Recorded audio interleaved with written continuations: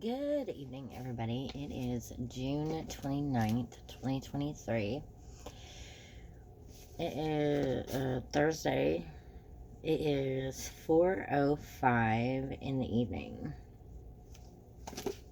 Okay, so this is chapter 1 of Take Command. This chapter is called Choose Your Thoughts. I now know with a conviction beyond all doubt that the biggest problem you and I have to deal with, in fact, almost the only problem we have to deal with, is choosing the right thoughts. If we can do that, we will be on the high road to solving all our problems. Dale Carnegie. March 2020, COVID-19 was spreading around the world, causing illness, death, and lockdowns. I was in my 5th year as Dale Carnegie's CEO, and I watched helplessly as our offices around the world closed one by one. Every night I woke around 3 a.m. and could not fall back to sleep. Dark thoughts and worries consumed my mind. I feared the 107-year-old company I was leading might go out of business under my leadership.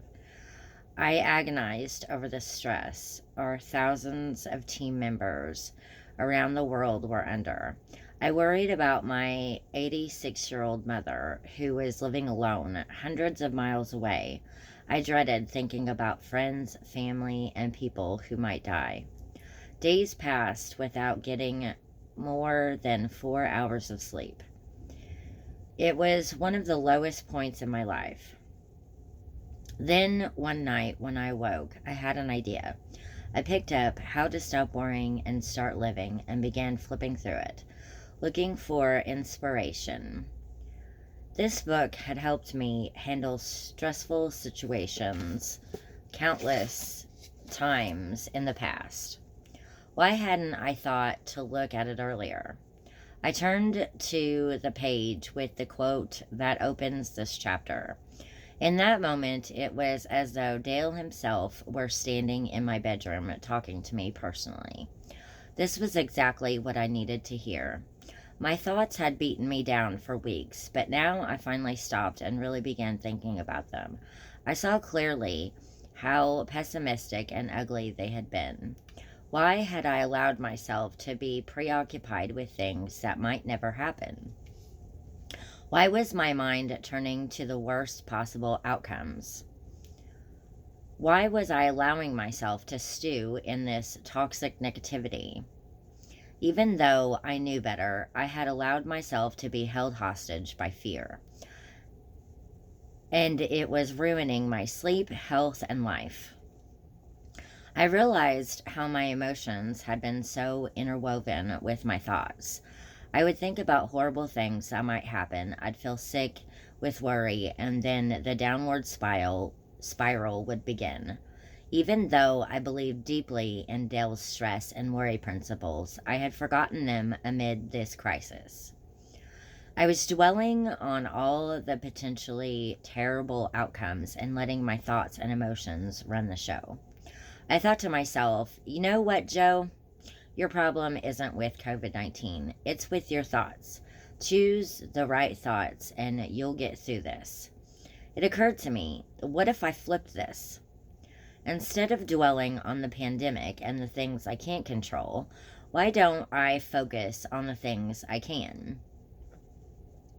And then the eureka moment hit me. If every action has an opposite and equal reaction, then with great crisis, there must be incredible opportunity. So, where is it here?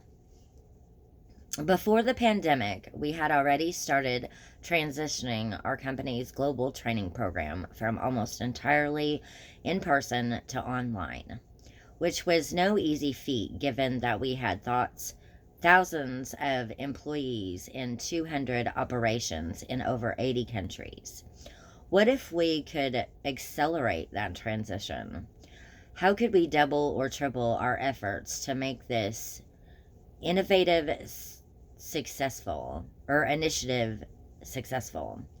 And how could I better support our Dale Carnegie customers, leaders, and employees around the world who also faced anxiety about everything that was happening? How could I build them up?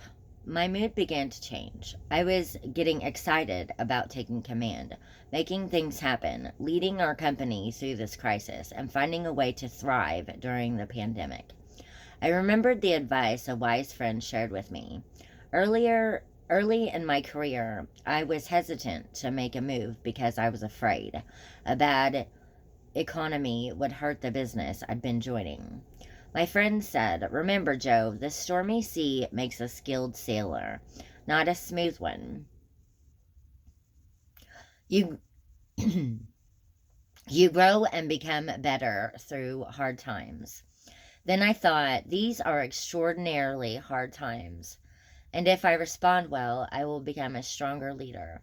How many people have had the opportunity to lead a 107-year-old company through a crisis like this one? I am standing in Dale's shoes. I owe it to him and to everyone to lead with confidence, not cowardice. What would Dale do?